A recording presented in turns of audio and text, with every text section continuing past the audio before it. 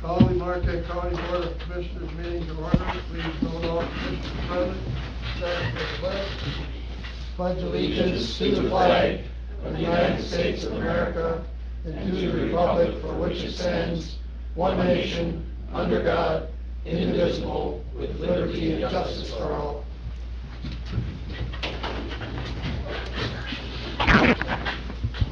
Approval of the minutes of the following County Board of Commissioners meeting, regular meeting held on August 5th, 2019. Your pleasure. Moved by Commissioner DePietro. Support. Supported by Commissioner Nordine. Questions or comments on the minutes?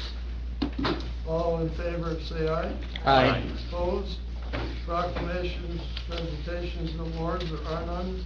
Approval of the agenda with the permission of the board.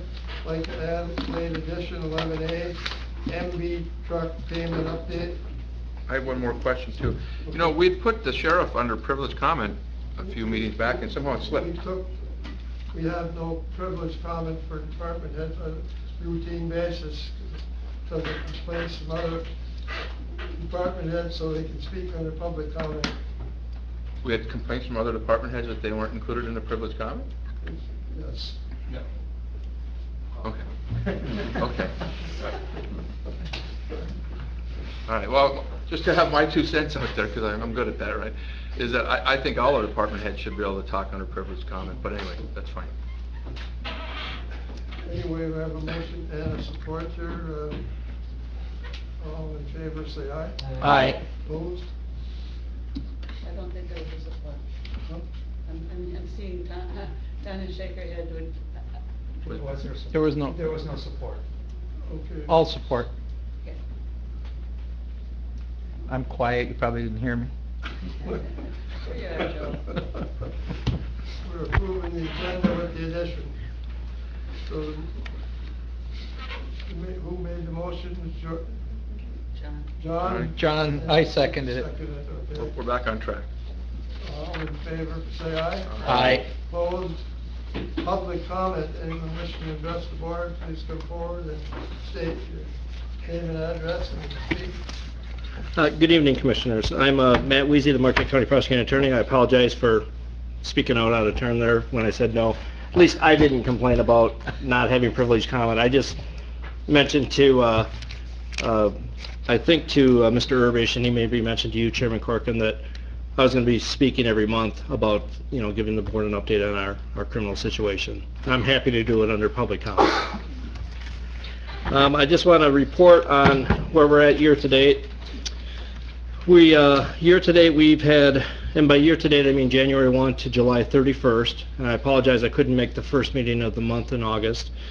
We've charged 376 felony cases, and felony cases often have more than one charge. So out of the 376 felony cases, we actually issued 685 felony counts or felony charges. So some people have more than one charge.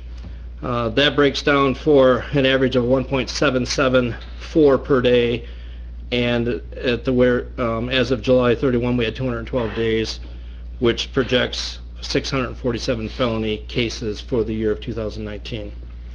We had 655 misdemeanor cases so far for that first 7 months of the year, and that breaks out to 983 misdemeanor charges. But that's 655 cases with a projection of 1,128 misdemeanor cases for the year. A little breakdown for the month of July, we had 163 cases charged, and of those 58 were felonies and 105 were misdemeanors. The highlights of the crimes, by and large, the most charged case so far this year has been a drug case, and it's a felony drug case. And we've charged 247 felony drug cases. Those aren't charges, those are cases. And of that, 127 of those involve methamphetamine. And I just want to caution you, I'm going to hand this out to you. If you were to just add up these numbers, they won't match the numbers on top necessarily, because I'm including misdemeanors and felonies, and I indicate that in some places. And please keep in mind that some cases may have multiple charges. 192 operating while intoxicated cases, of which 36 were felonies. 149 crimes that fall under the category of home invasion, larceny, retail fraud. 40 of those were felony.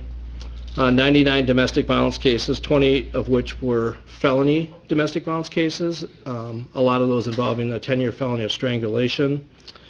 78 assaultive crimes, 16 of those were felonies, the rest were misdemeanors. 61 felony crimes of assaulting or obstructing a police officer. 30 criminal sexual assault cases that were charged, and those are all felonies.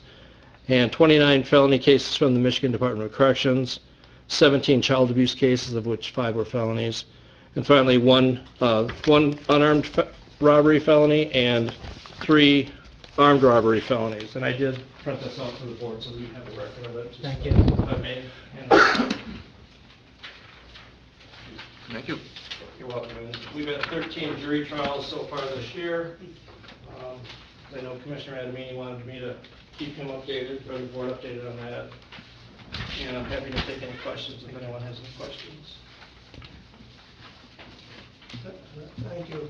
Thank you. Public comment?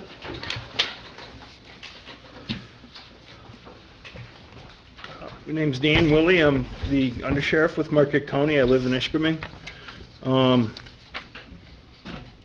For the Sheriff's Department for July, we had took 287 calls for service, wrote 160 citations. We had 38 car accidents that we policed. We investigated 8 criminal sexual conducts, 10 assault complaints, 4 retail fraud complaints. We had 21 drug complaints, 14 of which were for possession or sale of possessing or selling methamphetamine, 10 OWIs or OUIDs, and we took in 221 civil papers and served 189. The guys helped with the Lake Michigamme fireworks, Nagani City fireworks, Republic Fishing Derby. We had some CIT training and update for our officers, accident investigation training. Let's see, for the search and rescue division, they had dive training, and we did tow bar dive training at Johnson Lake. We looked for we got called out on a missing swimmer at the Schweitzer's Basin, and we found the person and they were okay. And then we helped with a disabled boat on Squaw Lake. Some of the classes and events for search and rescue, helped with the Marquette Food Fest. We did a marine patrol for the Michigamme fireworks. We helped with the Teal Lake Diabetes Swim and the Teal Lake Fireworks Marine Patrol. Rescue 131, we did highline rope rescue training. Rescue 131 had, I think, 4 or 5 calls. The water rescue with Tilden Township, structure fire we helped with in Ishpeming Township. We had a rope rescue on the Dead River Falls in Marquette Township. There was some type of collapse at a house down in Forsyth Township, and then they went out on a personal injury accident in Sands Township. For the jail, for July, we booked in 192 people, 134 males, 58 females. We released 185. Our average daily population was 125. The highest count we had was on 30th of July, which was 136. Lowest count was 118. So the average daily count at the main jail for July was 89. At the detention center, it was 29. We averaged about almost 9 federal inmates per day. We had 2 inmate on inmate assaults and 2 inmate on staff assaults. And then the other thing that the sheriff wanted me to mention is that we started the work crew up again this week. So that's the report for July. Where have they been working? At the landfill. Landfill. So is it robust compared to before, or is it just a few out there doing it? How many people do we have out there? Yeah, I think we have 4 workers, and we're gonna try to do it 3 times a week. okay. Thank you. Public comment? Any other public comment?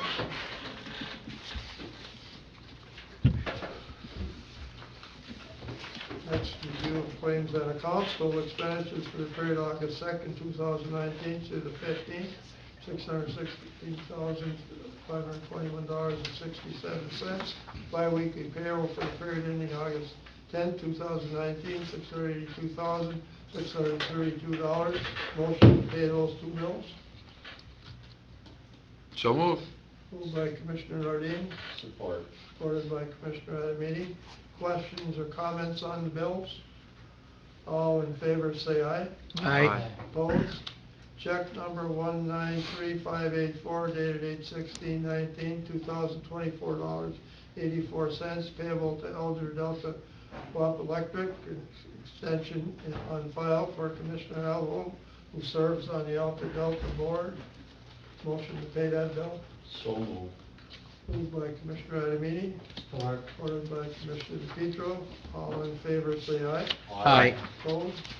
No public hearings, privileged comment, informational, Marquette County Solid Waste Management Authority, Regional Recycling Facility, 9B, Department of Agriculture and Rural Development, Right to Farm Program, and Department of Army Public Notice. Motion to accept for file and accept comment. So moved.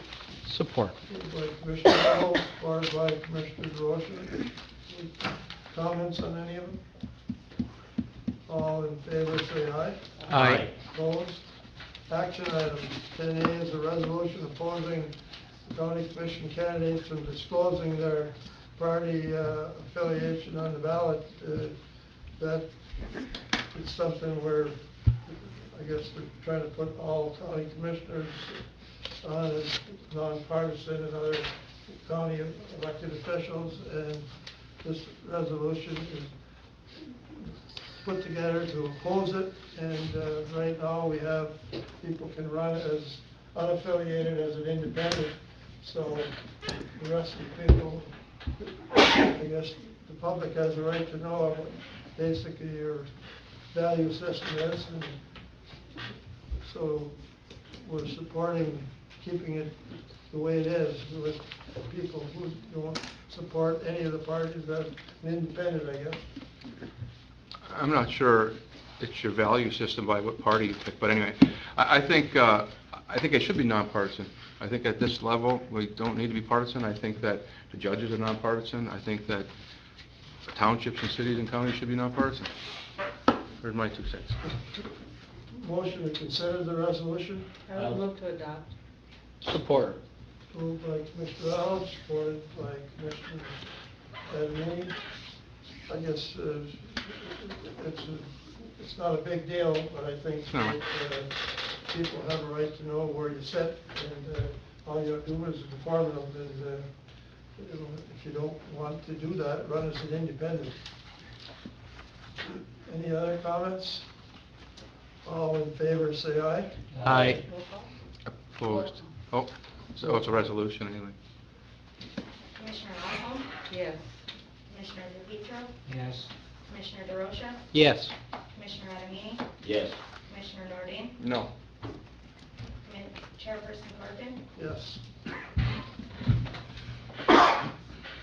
Next, moving on, 10B is a recommendation to close intermediate relending program loan. Scott? Thank you, Chairman. Yeah, staff is recommending to close the intermediary lending program, which we call the AIP program. It was actually started, and Sue can correct me when I step offline here, probably in the 90s, as part of the redevelopment of K.I. Sawyer. On the economic development side, there's for the development of properties, there's not a lot of funding when you're potentially for some of these projects they knew, and this was used for gap funding. Hasn't been a lot of interest in it. The county has distributed all the funding, and basically what's sitting in our pot, which I show here, approximately $640,000 has all been recaptured. So At this point, there's nobody asking for the money. We've tried to get more interest on it. We expanded the program through the board's authorization and have sent letters out to the townships to see if they have anybody to, maybe of interest in their cities or townships to maybe take advantage of this gap funding, and haven't had any. So at this point, with the change of our finance team, we have 2 bankers that are with us. They won't be here much longer. They've been excellent in helping work through loan requests and manage these with their background. We feel at this point maybe it's time to move on from the program. There is an administrative component every year that Sue has to revisit. We do get pressure, hasn't been so much the last year or two, from the USDA to continue to push the program. Not sure there's much more we can do. We used to talk about a lot of this at our aviation shows, that we have money available for GAM funding and other programs, and just not making any headway with it. So at this point, we're recommending closing the program, paying off what we owe to the federal government, which is approximately $332,000, which would leave roughly $308,000 minus what's still going to be paid back, which is roughly another $35,000 or so in time. We do have a recommendation that if in fact the board supports this recommendation from staff to move those dollars, our recommendation to move it into stabilization fund at Sawyer, because that's where those dollars were originally used for, is at Sawyer. However, it is the board's discretion on what they do if they go forward. Recommendation to close the IRP loan fund program and pay off the $332,000 of the existing funds, and the remaining balance will stay with Marquette County, and that's approximately, what, $300,000? Yeah. We do recommend keeping $1,500 for servicing loans. So. Motion to consider. Not a motion, but I have a comment. Can I comment first? Sure. I'm disturbed about it. I think that the IRP program was a good program. It gave money to start up businesses, high-risk loans, and I don't think that there's any less need today than there was 20 years ago. If people aren't applying for them, I think we're not doing a very good job of getting the thought out there that they're available. I really don't. I mean, because there's places that need these things, and at Sawyer especially. I mean, it started off at Sawyer, and then we didn't get enough, so we expanded it to what, Richmond Township, Forsyth Township, and the cities, right? No, it was, and yes. Ishmael and Nagani, the 2 cities, not Marquette, the other 2. And I'm just shocked that we're not, that people aren't applying, and I'd hate to, I mean, it takes so long to get this kind of funding from the federal government to be able to use for rural development and start-up businesses, that I'd hate to just stop it. I'd rather promote it. There's a lot of economic development groups in the county that promote all this stuff, and we're getting no bites in the last how many years? Well, I think the last loan we had was the gas station loan that was even outside of our parameters, but Chairman is correct. That was what, 4 years ago, and it's almost paid off. And we do have the LSCP knows about this, Telca knows about it. We do use that as an option as a gap funding, and it's out there. The Northern Initiatives work with us; they know it's out there. So. I guess I'm supportive of terminating the revolving loan fund, but the $308,000 that will be left, I think, can be talked about at another meeting, but I would not want to see that just get thrown into the KI slush fund. I'd like to see that go for productive economic development, whether it be in the form of a lobbyist to go after spaceport, whether it be in the form of whatever it takes to bring additional revenue into Marquette County, and not see it just go to a general fund. My 2 cents. Anyway, have a recommendation, motion to consider it. I'll make the motion to approve. I'll support that. Motion by Recommendation. Mr. DePietro, supported by, any further thoughts on it, Scott, you have? No, we're just making a presentation and recommendation to the board. It's a board discretion at this point, and I think you've had very good comments from commissioners on the pros and cons of it, and don't disagree. So. I have one thing I want to point out, and I certainly can understand Commissioner Noreen's point of view. It's surprising that there aren't businesses wanting to take advantage of this, but they haven't been, and we're paying over $41,000 per year on principal and interest, so it's, to me, practical to terminate it, especially as Chairperson Corcoran pointed out, there are so many other development programs available. That's not our cost, 41,000, that's what we're repaying. No, it What they wanna do is repay that anyway, I mean, that's principal that we need to repay. He's saying pay it in bulk. We have to- That's not our annual cost. That's not an addition. No, that's not our annual That's our cost. loan repayment to maintain. Okay, so rather than paying it yearly, we'll pay it off, Yeah. and get rid of the interest, and So what was our yearly cost to maintain this program? Do you have any idea? It's minimal at this point with very few loans, and in the past, I would defer to Sue. It's my time that doesn't get costed to the program. Right. We had committee meetings more regularly at one point that involved staff time, and I would say when I was at Sawyer, I had a lot of training from Sue, although what I've learned is nothing compared to what they used to do, and I used to help with those, but that's just staff time, and we never charged it. What's the biggest reason that no one has been using it? I guess, have any idea? It would be merely guessing that there's access to other dollars right now is one of those that I've been told at low interest. So, anyways, I guess if nobody is using it, I can understand what the recommendation is all about.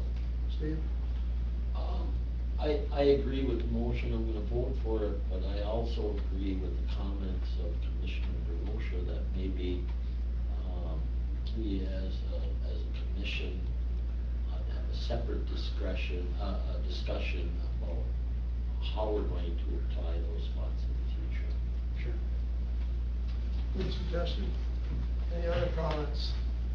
We have a motion and a support to approve the recommendation. All in favor, say aye. Aye. Opposed? Opposed? Mr. Nordine opposed. Next item.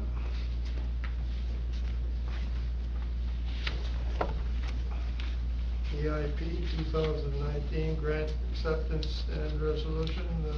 Dwayne? Yes, as some of you commissioners may recall, at a recent meeting, I had brought before a memo requesting concurrence with approval to agree to purchase a snowplow truck through Oshkosh versus MB. Now, this is a follow-up to that. This is the actual grant that will provide the funding. This is our annual AIP Airport Improvement Grant that we receive through the FAA, and it varies in sizes up to $1 million depending on the project, and then if it could go beyond that for discretionary. But this grant, if approved this evening, is to allow us the ability to acquire the federal funding for the snow removal equipment, to include the design and engineering and bidding portion of the project. The current value of the overall grant is $519,130. As you can see in the memo, there is a breakdown with a federal share of $467,217. Our local share would be $25,957. This money has been earmarked under capital improvement as we proceed every year with projects. And it is also included in our most recent PFC application for collection as we collect the PFC funding through our air carrier operations. The recommendation of staff is to approve the grant, approve the signature, and then to make a resolution to accompany that to include the MDOT's sponsor contract and their resolution to proceed with the grant. Motion to support the staff recommendation. Support. Moved by Commissioner Holmes, supported by Commissioner Nordine. Please. This is the same one that we purchased from industrial marketing, right? That is correct, yes. I just wonder how many trucks we could have. We didn't, the last presentation was to concur with the engineers, the FAAs, and the state's decision to award the project to the industrial marketing. This is to provide the funding to purchase it. Thanks. Any other comments? I'd like to also make a comment that anytime you can get a piece of equipment at $519,000 and you're only paying your share of $25,000 for a vehicle, that is awesome, because grants are so perfect that You don't have to pay it back, don't cost the taxpayers nothing, and it's a very good program. Yes, it is. Thank you. There's a motion and a support. All in favor, say aye. Aye. Opposed? Now the two resolutions we have here. First one is a resolution adopting and approving the execution of the contract agreement by the Marquette County Board of Commissioners of Marquette and the Michigan Department of Transportation for the purpose of obtaining federal and state aid for the development of Sawyer International Airport under federal protection number 3-26-0153-4319, and resolution states resolution adopting the approval of the execution of the grant agreement by the Marquette County Board of Commissioners of Marquette, Michigan, and the U.S. Department of Transportation Federal Aviation Administration for the purpose of obtaining federal and for the development of Sawyer International Airport under federal project number 3-26-0153-4319. A motion and a support to approve the two resolutions and take a roll call. Motion to approve. Moved by Commissioner DePietro. Support. Supported by Commissioner Adamini. Call on the clerk. Commissioner DePietro, Yes. Commissioner DeRosa, Yes. Commissioner Adamini, Yes. Commissioner Nordine, Yes. Commissioner Allen, Yes. Chairperson Corcoran. Yes. Approved. 10D is a request for network update for backups at Center. Gary? Yes, thank you. This first item is a request to do a network upgrade at our backup center, which is located at Marquette Police Department. Our computer-aided dispatch system, which is a system the dispatchers use where all the information on incoming calls and tracking units and those kind of things. We have a shared system with 6 other centers in the UP through the UP 911 Authority. So we're connected to that via a fiber network provided by Peninsula Fiber Network. And the primary server is over in Chippewa County, and we have the backup here at Negaunee for Marquette County. And we connected originally when the system was installed in 2011 from the post to Marquette PD through a point-to-point connection. So it's the current connection relies on the routers that we have at the post being operational. With the last few remodels that have been done, that the state police have had done, we have now run into some electrical issues where the electrical system at the post is not meeting what we need for a modern communication center. And we've also run into issues this spring with the highest water table we've seen there ever. And we actually had the drain tile system, and the first time in my 25 years there, actually taking on water and having to pump water out of the basement. And currently most of our servers and that equipment is in the basement. So to remedy this issue, the state is looking at and will probably be working this winter and then spring of 2020. They will build a above grade server room that's designed for our center and the Negaunee Regional Dispatch, and then also correct those electrical issues. What that will mean, though, is we're going to have to spend some time at our backup center. And right now, I don't know how long that would be. I would hope that we could do it within a week when that transition happens, but I really don't know how long that would be. So that means the routers and that we have at our post and that point-to-point connection would be down, which would mean we wouldn't have our CAD system at Marquette PD while we're there. So PFN can install an independent connection to Marquette PD to run our backup system. The costs are laid out there. It's a $350 install charge, and then it's $387 a month for a 25 meg connection. That allows Marquette PD to be 100% independent from the post, and it also allows us to add a second CAD position down there. which will greatly enhance our workflow when we are down there. So that is the request that we're making, is to make those network improvements, and our budget can absorb that additional monthly cost. Would be approximately $5,000 a year. Yeah, roughly about 6,000, just under. That'll solve your issue. With the network, yes. So moved. Moved by Commissioner Adamini, supported by Commissioner DePietro. Other questions or comments? All in favor, say aye. Aye. Opposed? Thank you. Next, request for upgrade to administrative phone system. Yes, so this request, this is a issue that it came up recently. We have obviously a 10-digit phone line that we handle all of our non-emergency business with, the 475-9912 line that folks call in. One of the primary things that we get on that phone line is alarms from companies that are outside of the UP. So lifeline alarms, fire alarms, burglar alarms, those kind of things, as well as all of our day-to-day uses for that. We have always been on the state of Michigan's phone system because we're located in their building.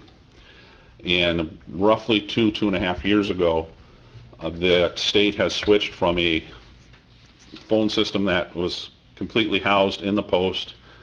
We managed the account. We had all the local contacts, to connecting to a statewide IP phone system. So now all the accounts, everything is managed in Lansing, and we have no local contacts. And we had an issue a while back where we had a very heavy rainstorm, and a conduit pipe coming into the phone room leaked, and some water got on a firewall that was between our call handling equipment and the state's admin phone, and it took out our administrative phone line. We have a backup in place that allows us to call forward those lines to Marquette PD. When we went to do that, that also had failed. This happened on a Sunday.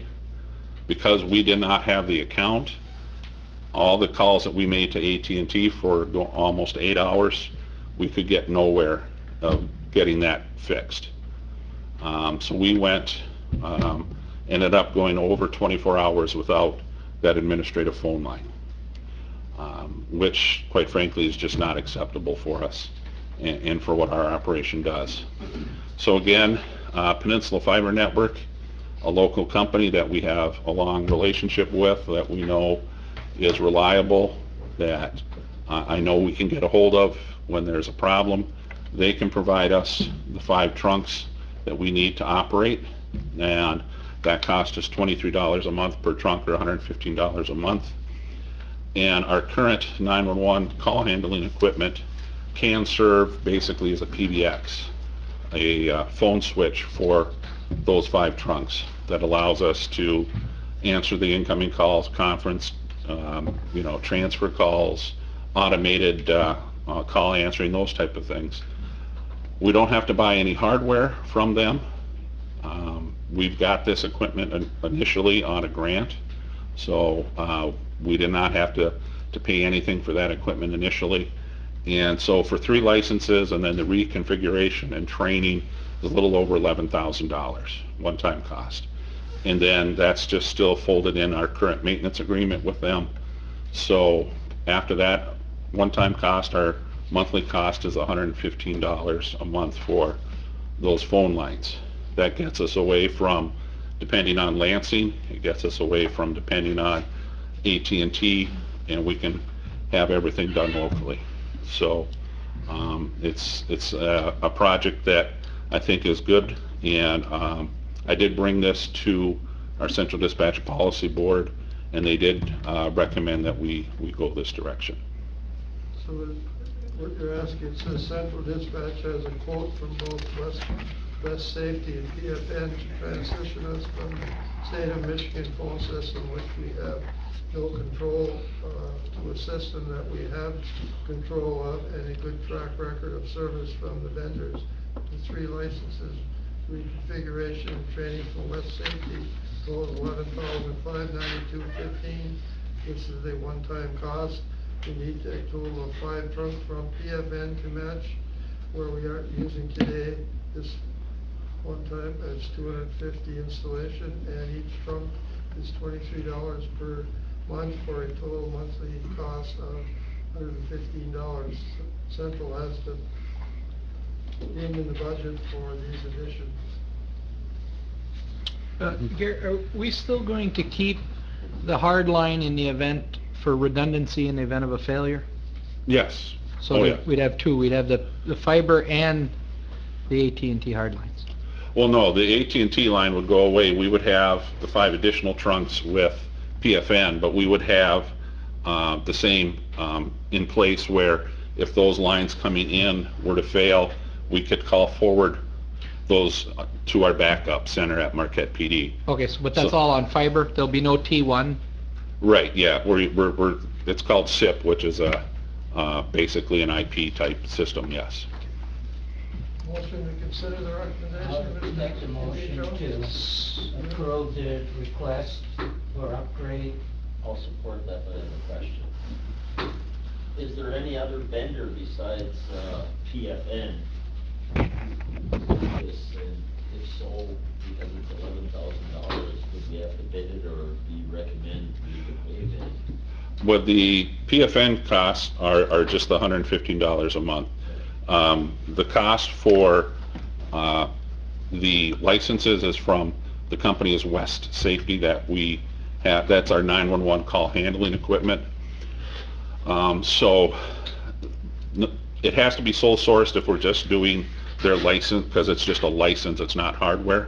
Now, other companies could provide the PBX capability, but you're going to have to buy hardware. You're going to still have to pay to interface it to here. We still have that issue of more equipment between those phone lines and our equipment, which is what failed this last time. And it would be quite a bit more. A small PBX system would probably start in the mid 26,000 at least. So that's why I made the recommendation this I would way. ask our administrator, you're comfortable with Yes, I am, and for the sake of the minutes, maybe you want to just say you want to waive seeking bids, just to get Yeah, waiving the policy. that's what I think that's the cleanest way at this Right. point, but And- I'm comfortable proceeding with what he's recommending, but I would recommend you, just for the. Well, then I would move to amend the question to include the fact that we are waiving any requirement that we seek competitive bids on this. It was John's motion. Okay. And I'll support that. Vote on the amendment first. All in favor, say aye. Aye. Opposed? Back to the main motion. We have a motion and a support.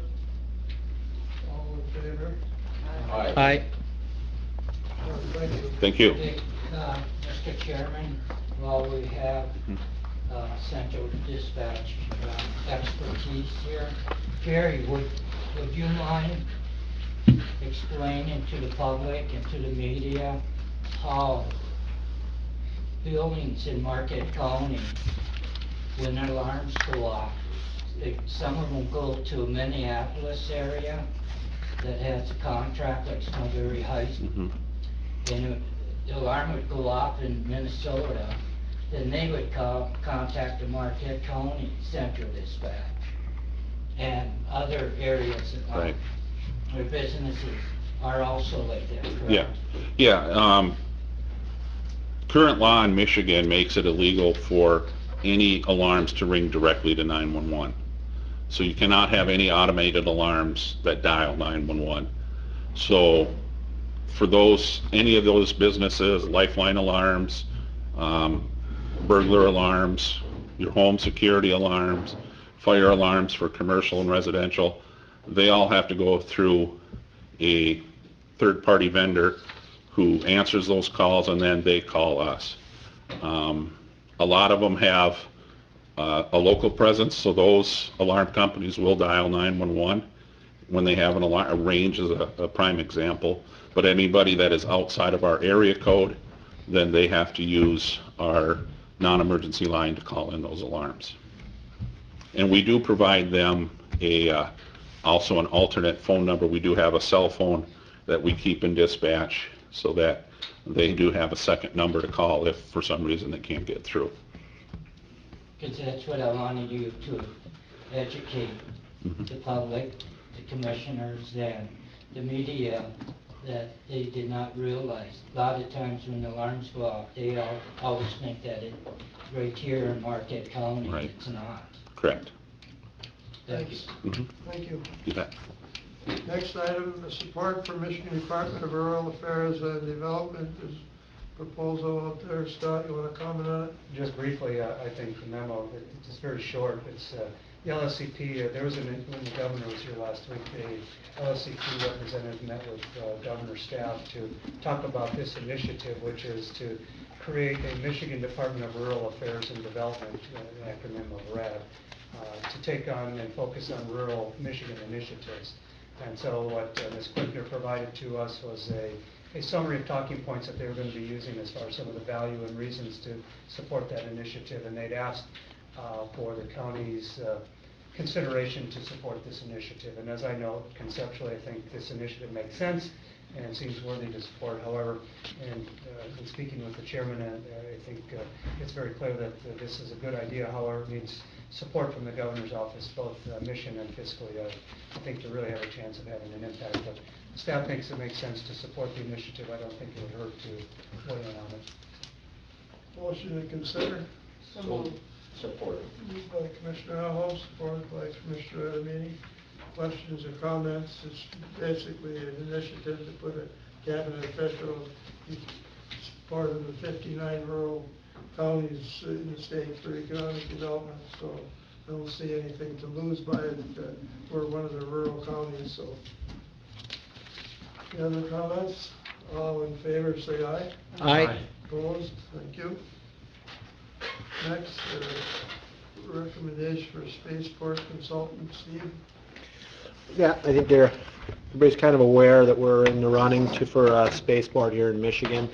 The whole program is being supported by Michigan Aerospace Manufacturers Association, MAMA. And they're going to get an RFI out here to us really soon, but I guess that some of that MEDC money is still being held up a little bit. But as we've looked at this more, we realize we don't know as much as we should. Also, in talking to MAMA, some of the questions I've asked them, they really can't answer, and that kind of indicates to me that they're more marketers of the concept and they don't really have a deep understanding. We've worked with Explorer Solutions in the past, and so we did get a proposal from them, cost of $21,800. And some of the main points of this said they review the small satellite markets and establish contacts. Even if we're picked as a spaceport, you know, there's like, how much is actually going to be done here? Is stuff going to be just launched here, or is it going to be built here? So that kind of gives us an idea of what's at the existing ones. Review of existing spaceports and compare needs to existing land and infrastructure.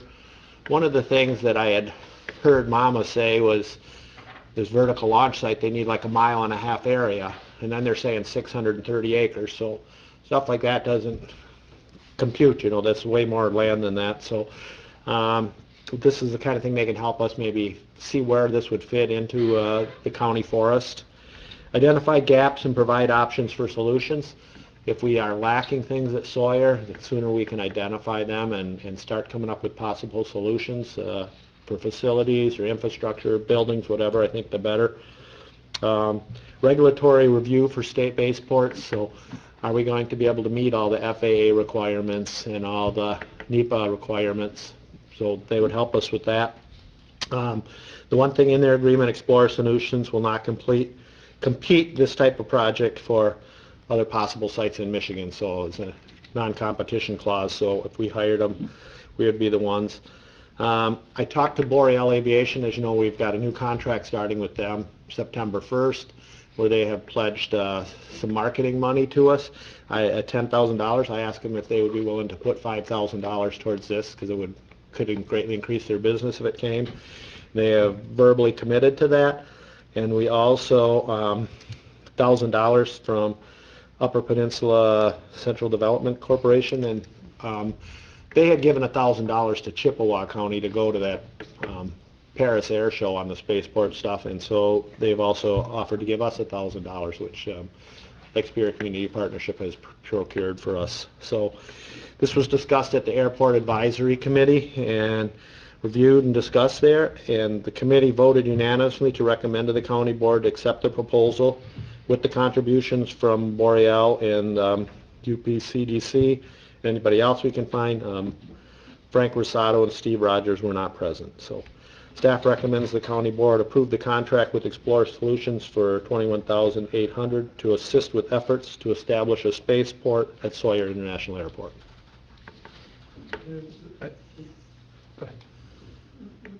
County board has talked about this a lot and wants to put the best foot forward, and I guess the airport advisory board has already discussed it, so I guess.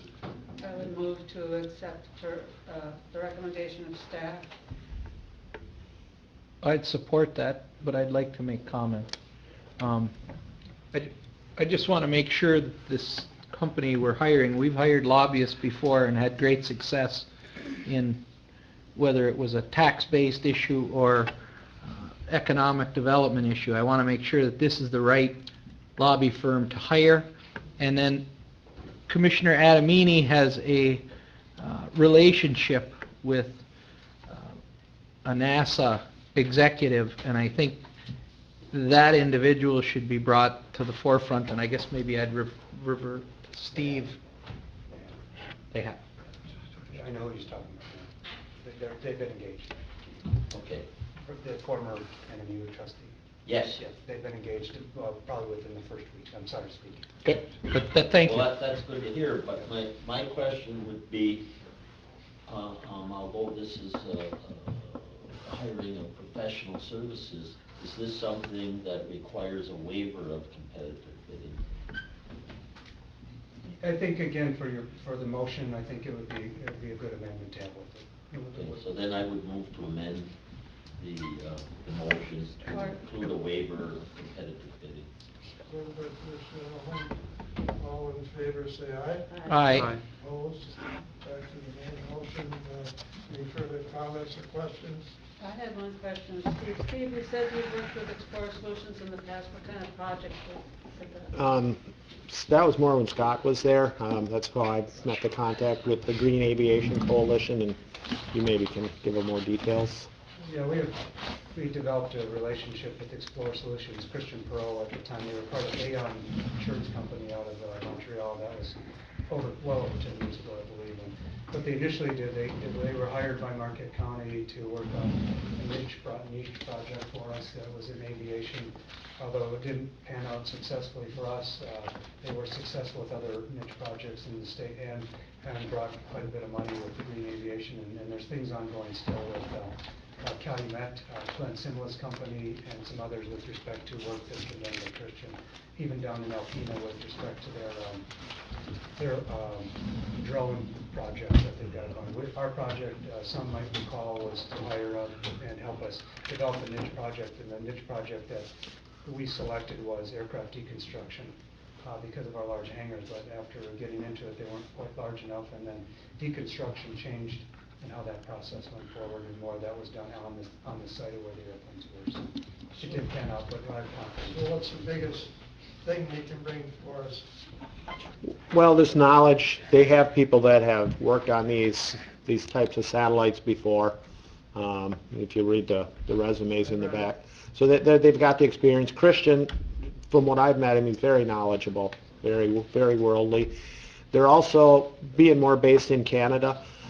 This is going to take some coordination with Canadians to be launching missiles over Canadian airspace and over Canada. And even Mama said that they thought that Christian was the person to really help get through that part of the process. Any other questions or comments? We have a motion and a support to hire them. All in favor, say aye. Aye. Opposed? Thank you. Thank you.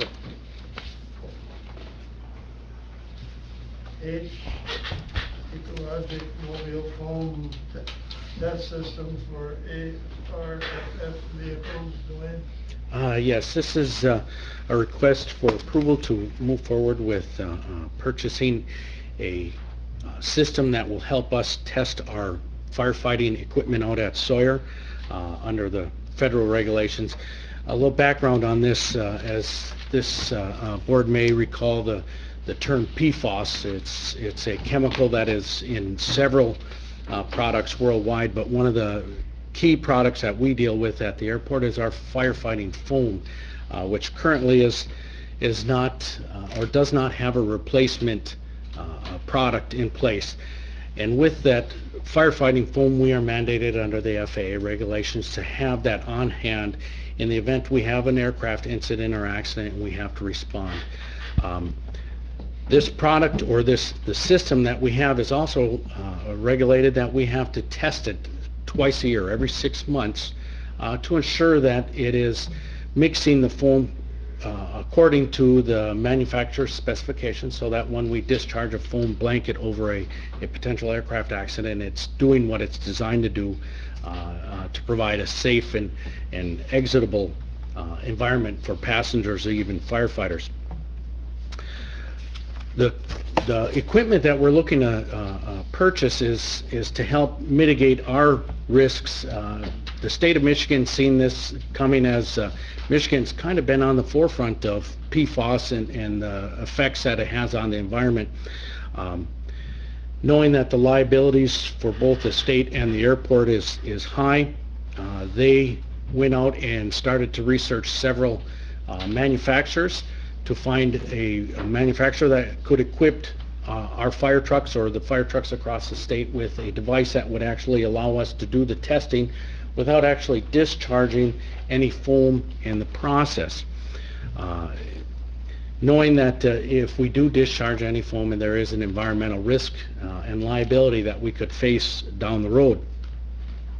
Aeronautics, Michigan Aeronautics has worked closely with one particular company, it's E1, and they have negotiated prices with them to provide the equipment necessary to do the testing and provide the equipment to make this test safe and environmentally friendly.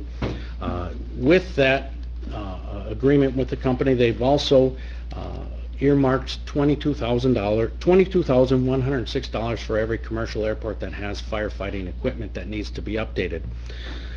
We notified E1 and requested a proposal for our equipment. Being that we don't have just one truck, we have 2 trucks, and equipment and training and the modifications for our equipment, the total cost to fit our equipment would be $30,662. There's a breakdown included in the memo. It states that the basic cart or the basic system initially is $19,550. The components needed for each truck is $2,556 per vehicle, or for us it would be $5,112. Crating, packaging, and modifications to implement that into our trucks is an additional $3,000, and then the setup and the training period is $3,000. So adding all those numbers, the total cost to implement that in with our fire equipment would be $30,662. Again, going back to the fact that the state has worked closely with them and developed this package, and they have earmarked for every commercial airport a budget of $22,106 for reimbursement. My recommendation would be to move forward and purchase the necessary equipment from this company for a total cost of $30,662, and then seek the reimbursement for $22,106. Our local share at the end is comes to about $8,556. I know that exceeds the policies for requesting at least 3 estimates, but considering the issue and the fact that the state has done a lot of the negotiating and has worked out a deal with this particular company, and they're willing to provide the funding, our recommendation is to move forward with that particular manufacturer. it was a little bit confusing trying to understand this, but just so I understand it, right now we have to squirt foam to do our testing twice a year. Yes, that is correct, We buy this equipment and we can get our certification, do our testing without squirting foam. without squirting. And that's how we save this liability of PFAS. Yes. The 8,000 is coming from where? That we could take out of equipment maintenance or repairs. I would have to look a little closer. Crash fire rescue. Yes, that's, There's money there for it? How certain are we that we're gonna be reimbursed the $22,000? the state has submitted this, and there are several other airports that have already pursued this, and they're getting the reimbursement. I have confirmation with the state that this money has been earmarked already through their Aeronautics Commission, and that once we make the purchase, we submit our invoices, and they will begin this reimbursement process. So how certain do you feel that would be? With the notifications and the communications I've had with the state, I would put it between 99 and 100%. Very probable. Yes. Thank you. So this motion for consideration to waive the process, bidding process, and support the recommendation if board desires. Support for the third time tonight with that. Supported by Commissioner Rocha. Any other comments?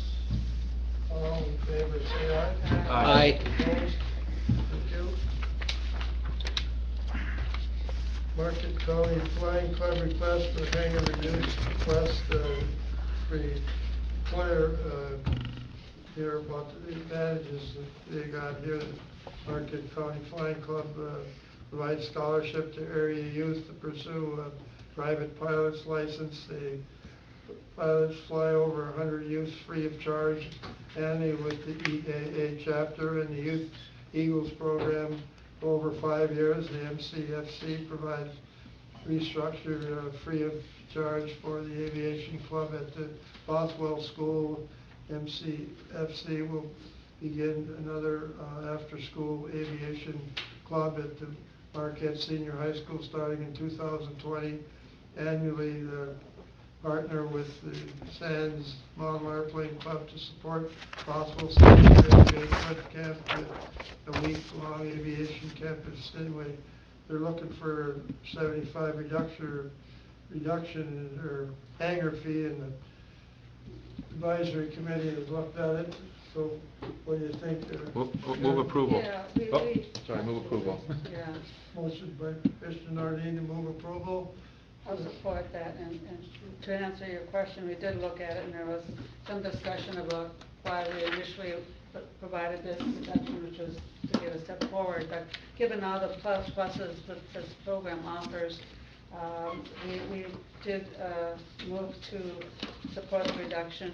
Our fees are reviewed yearly during April, so we'll look at them again in April. So there's a motion by Commissioner Nardini, supported by Commissioner. Yes. I guess it looks like very reasonable and good request. All in favor, say aye. Aye. Opposed? Next, is late edition, MV truck payment update, Mr. Urban. I'll start, but I may need backup from Dwayne or Steve on this, or even Wendy at some point, and Sue. We've all had our hands in this at some point.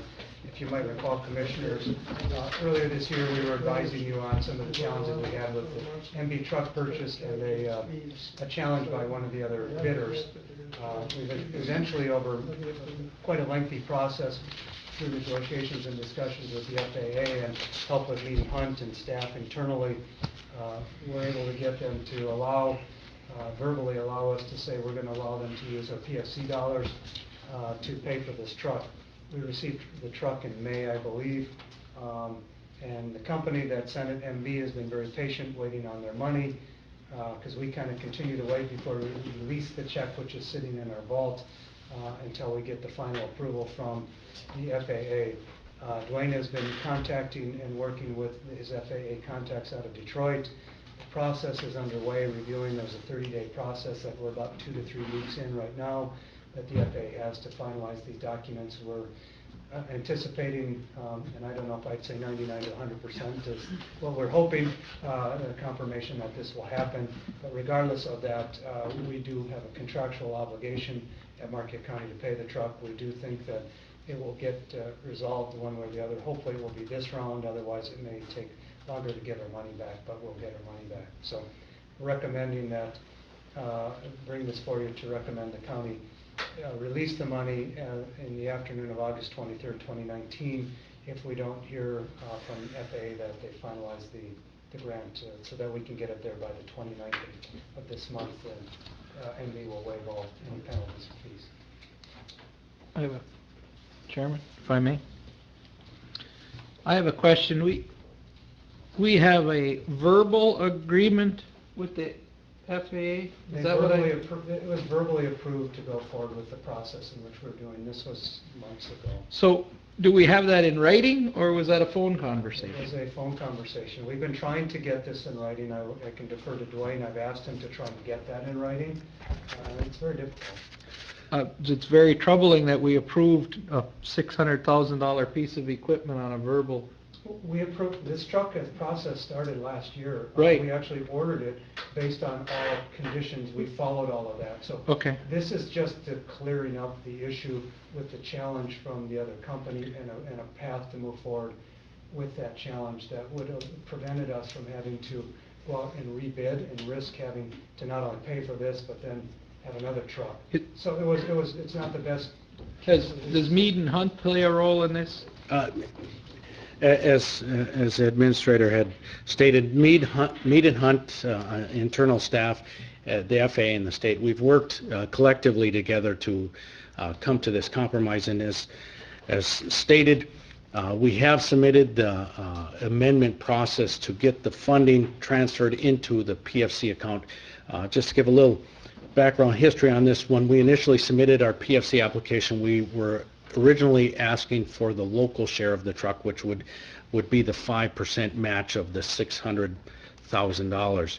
And going back with the process that followed, we were objected, or there was a protest submitted, and the FAA sided in their favor, which caused that FAA grant funding to go away.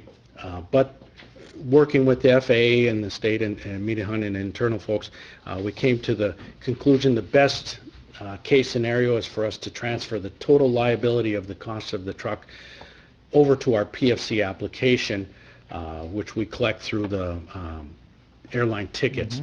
Mm-hmm. There was a balance coming into play once the application was awarded. Now we have submitted all of the paperwork with the FAA regarding the amendment to transfer the full liability of the truck to them. They have, as Scott had indicated, verbally agreed that that is a viable option. They've reviewed our initial documents, and they says now you need to send in the official documents. I'll take a little heat on that one. We submitted the papers to them via email on June 19th. They didn't inform us until like 2.5 weeks back that what they need is the official original documents, and they will begin the process of amending it officially. As stated in the previous memo, 99 to 100% viability with the state. This one, the FAA, I feel very confident because at the levels of communications with the FAA and the steps that we have taken to date, I wouldn't say 99 to 100, but I would say we are very, very probable right up there that the FAA is going to approve and provide us the written approval of the amendment.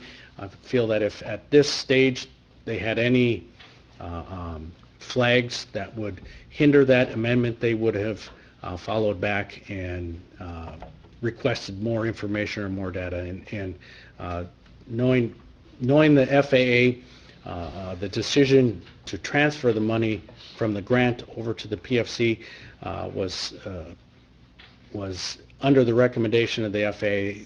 They equally also understood the hardships that Marquette County would go through trying to fund this locally at that value of a truck, and they were very supportive early on to develop this alternate plan to get it funded through the PFCs. I guess moving forward in the future, I'd like to make sure that we dot the i's and cross the t's when we're purchasing a $600,000 truck, that it's not a verbal conversation, that it's a written commitment. And in our contracts, when we send out an RFP, or it's contingent on federal funding, so we don't have companies out there that where we create this situation in the future. Thank you for that description. I'm also very concerned about this. I think it's kind of disturbing that we did this, and the way, just so I bring it all together here, we had a grant last fall for $600,000 to buy this truck. Yes. And someone made a bid protest, somebody that did not get the bid, made a bid protest, and the FAA granted that and got rid of the grant? What happened to the bid protest? Very similar, but not necessarily in that particular order. We applied for the grant, we went through the bidding process, we awarded, once receiving the bids, we provided the bids results to the FAA, the state, Mead and Hunt, and everybody concurred that MB was the legitimate bidder.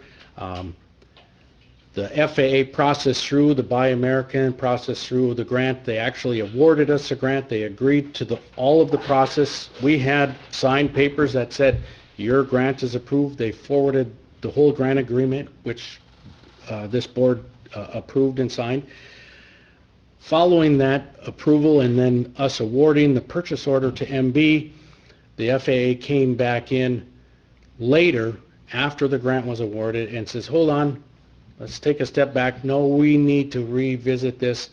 And they came back and says, this protester has a legitimate protest. And they awarded that protest the ability to stop the grant, even though the protesting company realistically wasn't even going to be awarded the project because they didn't have a piece of equipment. They were just protesting it to protest. You would have to almost understand the company that's doing these protests. They've done it across the country to several other airports, and they've run into this scenario time and time again. But the airport and this commission had done all the proper procedures, did all the proper due diligence. We followed the letter of the grant assurances all the way up until after they awarded the grant. The FAA came back in and says, no, we changed our mind. Yeah, but there must be an appeal period after the award that whoever appealed must have done it timely, or else it wouldn't have been granted. Well, we will argue, I mean, part of this whole process, and we've argued part of this, but they still, the FAA stood firm on their approval of the appeal, and that was actually months after we had already started the process of the truck. In our opinion, they submitted their appeal after the deadline, and no one from the FAA responded to it, so all staff felt that everything had already moved forward because we had all our approvals. The appeal came after the required timelines as well. Since there's a lot of components to this whole thing that fall outside of us. When did we get the truck? Did we get the truck after the appeal or before the? The truck was actually being built. We got I think it was either December or January. Yes. That the FAA said that, okay, we've said, now we feel that there are some valid arguments and we're granting the appeal, even though that appeal came after the timeline of what the normal period is to respond. And that was months after the vehicle had been ordered. We put a stop work order on the truck at that time to stop them from building, but MB says, well, we've got a contract with you, which they did with the county, and so that truck continued to be built, so we were liable regardless. So we had to argue through this whole process and work through solutions so that we were limiting Marquette County's exposure to the best we could. I think I agree with Commissioner DeRosa that in the future you ought to put a clause in these contracts that if they're dependent on a grant and the grant doesn't come through, we shouldn't be liable. Contingent on grant funding. Yeah, absolutely. But they approved the grant funding. No, I get it. No, I get it. But I'm saying the contract, the problem what you have right now is MB is trying to enforce a contract with the county, saying that we, Correct. right? I And I'm saying between us and MB, we say, hey, there's a third party supposed to be paying for this thing, and if anything happens with that third party, we don't want to be responsible. I get it. Right. Thank you. My question is, we had Mead and Hunt hired, we're supposed to be specialists in this. How did that slip through their cracks? Again, I don't quite understand the whole scope of how the FAA reviewed this process. I know Mead and Hunt had done,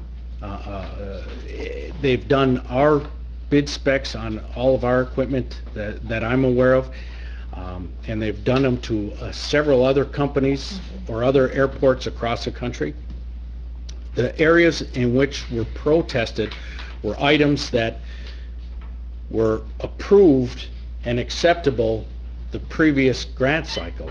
The FAA at this juncture chose to decide we don't necessarily agree with this. A prime example is one of the items that they held us on is in the design and building of a truck, there are two particular types of axles that a truck can have. You can either have a planetary or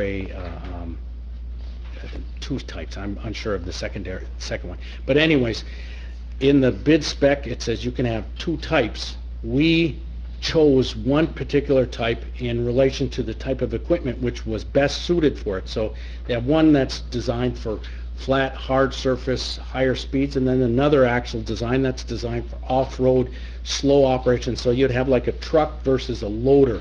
We chose the truck version, which was a better application for our equipment. The company that protested, again, mind you, they didn't even have skin in the game at that time. They didn't even have a piece of equipment. Even if we accepted either axle, would have won. But they protested, saying that by us choosing one of the two axles that are approved, we restrict the other companies from bidding. So again, previous bid specs, you would have the ability to choose either or. This one, the FAA says you had to choose whatever the manufacturer provided. So again, I don't understand the reasoning for the FAA's decision. Is there, this might be a question for Civil Council, is there if Mead and Hunt had a deficiency in their due diligence on this, maybe they should be held accountable for any penalties and interest on this thing until it gets resolved prior to. Wendy, can you? Certainly, and we looked at that, we looked at every angle, but from the best we can tell, the FAA really departed from its normal course. It took a very unusual course of action, not only because the bid was untimely, but because right now in regulations, when they approve a grant, they are by default rejecting any protests. I guess. And they completely ignored their own regulations, they ignored what they did in the past. And me and Hunt actually had to stop a number of projects across the nation based on this new direction the FAA was taking, this new position the FAA was taking. It was unpredicted. So we couldn't find any negligence on Mead and Hunt's part. We couldn't find where they did anything professionally. Isn't that what we paid them for, to manage that? Correct, but no one could have predicted. I mean, I don't know how you would have predicted how the FAA responded to this bid protest, or even the after-the-fact granting. I mean, they're not supposed to do that. They're supposed to, if they award it, they're not looking at those protests anymore. They're basically saying there's no value, there's no merit. And then they came back way late when the truck was already almost complete. So did the protest ultimately have merit? Well, according to the FAA, yes, but we disagree with that, and we did appeal that within the FAA. We exhausted all avenues we could, short of litigation, which would have been very costly and expensive and outside of our expertise. So just a follow comment, I guess, what they've been trying to do after all of this research was done is work with the FAA, the new people, to try to get this thing resolved as best that we can without ending up in years or whatever of litigation and failing there as well. Go ahead. Once it's awarded, and what is then the appeal period? I mean, is it like 30 days or 60 days or 10 days or something? Not that the bid was timely, that's what he's getting at. I heard you say that too, that the bid wasn't timely, but was the appeal timely? That's kind of the question. The protest. The protest. The bid was, our bids were on, the bid we have is Yes. timely. The protest was not timely from the. Well, I know that, but what is that time? I don't want to wing it. Well, I I guess my point is, before we sign a contract with the people who are gonna build the truck, it ought to be conditioned on, it being contingent, the liability of the county be contingent on the bid award, not being challenged within the time for a challenge, or a protest. You shouldn't order it till after the appeal period's run, I right? understand, and I believe that's what Commissioner DeRosa and Nardine were also getting at, that same thing, and so we're gonna revisit that for future projects, so. Yeah, and that's something that I think you and Randy can control by making sure that language is in there on the contract Between us and with the manufacturer. Yeah, and that's what. The problem you have now is that we lost a $600,000 grant. We purchased a $600,000 truck. Yes, they're probably gonna let us use passenger fees to pay for it, but we could have used those passenger fees somewhere else. Correct. So now that's what we lost. We lost $600,000. And would we have purchased a $600,000 broom if we didn't know we were gonna get funding, I guess is the. What about the grant? Go. There is, one comment on what you said. This was gonna come out of the AIP funding, so that AIP funding rolls over till next year and we can use that on other projects, so we haven't really lost any money on this. The AIP being, that's the grant we got, was through an AIP? Yeah. Yes. Okay. And that's $1 million a year. If we don't spend it, it rolls over, so Okay. we Well, now didn't you make me lose. feel better, okay. Yeah, I thought that way too for a while. So anyway, the Okay. recommendation is that the FAA has not finalized the required amendment by the morning of August 23rd for 2019, allow staff to release payment of $599,170 in the company this afternoon. They're going to start charging what kind of fees? Fees and penalties, I mean. Yeah, the fees and penalties, MB had stated that they were compiling it. To date was $67 per day for every day after the delivery, and we received the truck in late May, so they'll waive those fees up to date if the payment is received in a timely fashion. Motion to consider. Well, I moved to honor our contract with ND and pay the $599,170 owing to them. We need a motion on Have a support? Support. Further discussion? I think our lawyers pretty much handled it so far. Well, I feel bad for MB, because it's not, they didn't do anything wrong, but I hate that we're taking it in the shorts too, because we're also an innocent actor here. I just want- I don't think we're going to hopefully lose nothing in the long term, but I totally agree with everybody that it was handled A lot of money. emotionally. Just one question. Just one question, I guess, for the CFO. Are we good, Sue? Yes. And I have one question. The truck has been delivered, right?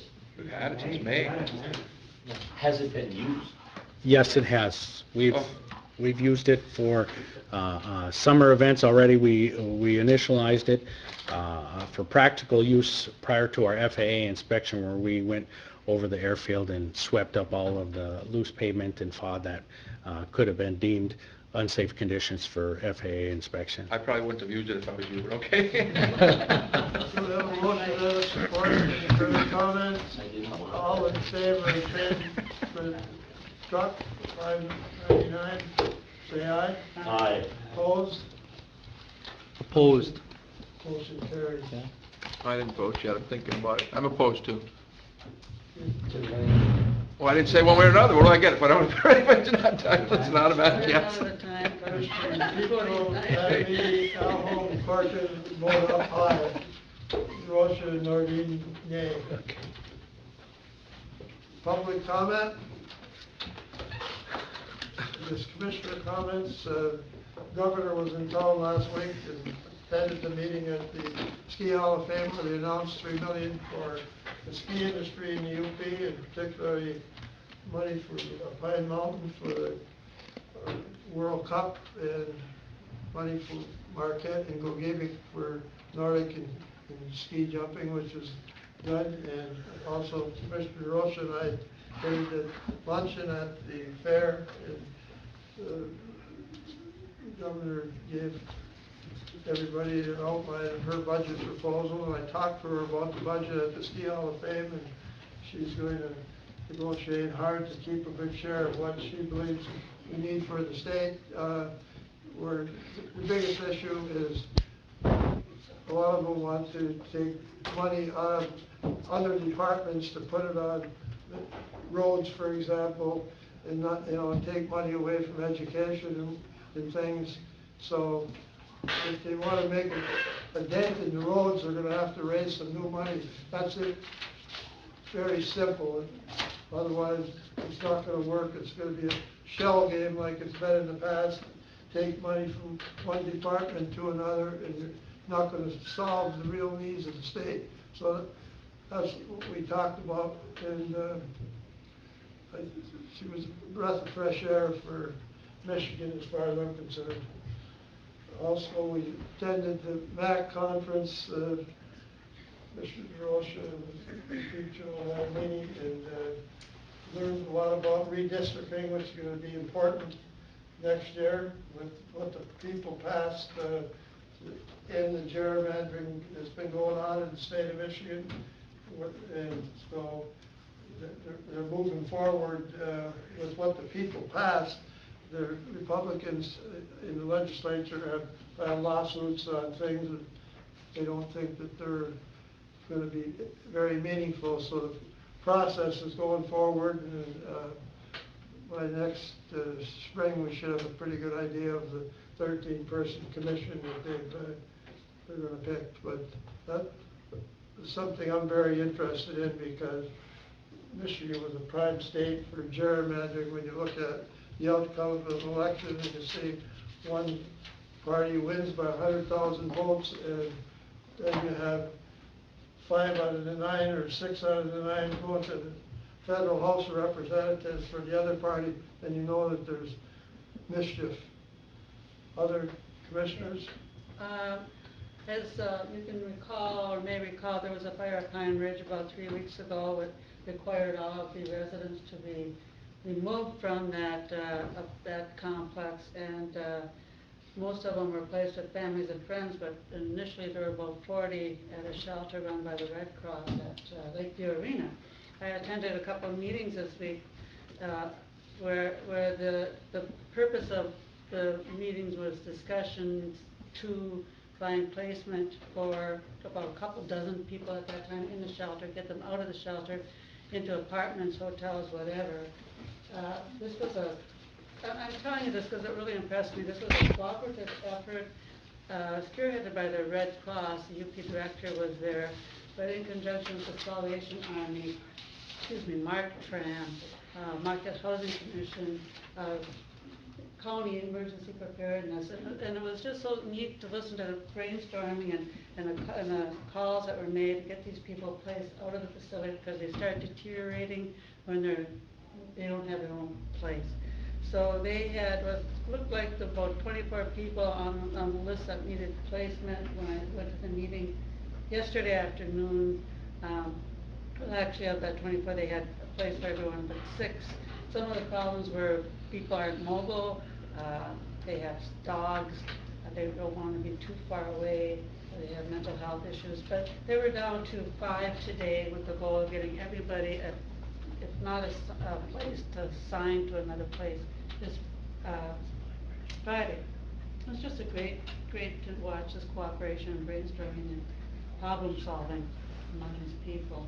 I did pass on 7 rooms from the Board of Commissioners a week and a half ago in the Republic that were available through upcat housing, very nice housing. I guess they used 3 of them, but there's still room for 4 more up there. But I guess when I know people may not want to move out of the Marquette area, but when you don't have any housing, you have a chance to get nice housing for a short period until you get back to where you need to be. And certainly would be advisable to make use of it, because it's nice, You know, it's some of these nice housing. people, they don't necessarily understand that, and they've got transportation problems and other things that cause problems. But the thing is, even if the shelter's going to be closed, well, it will be empty, it's not technically going to be closed, and there'll be services provided to these people until they don't need them anymore.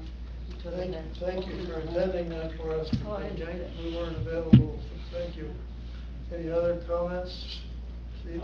I want to thank Matt for this report, and I'm glad you're going to do that every month, Matt. And I certainly, you know, budget dollars are getting harder and harder to come up with. So the more warning we have, as we see your statistics going higher and higher, it alerts us to the need that we're going to have to start looking a little harder for additional dollars for the prosecutor's office. But I think if, in addition to telling us how busy you are, that alerts us to your office. But if you gave us the statistics for how many of these cases were resolved by guilty pleas, how many were resolved by jury trials, how many were resolved by trials to the court, because the number of trials you have also alerts us to an increased need for court personnel. And so that would be helpful if that was included in this report. But this is fantastic, and I really appreciate it. Thank you. With the way revenues have looked in the last decade, there isn't much expansion going on in any of the counties. We're going the opposite direction. We're about 75 employees less than we had 10 years ago. Well, I know it, but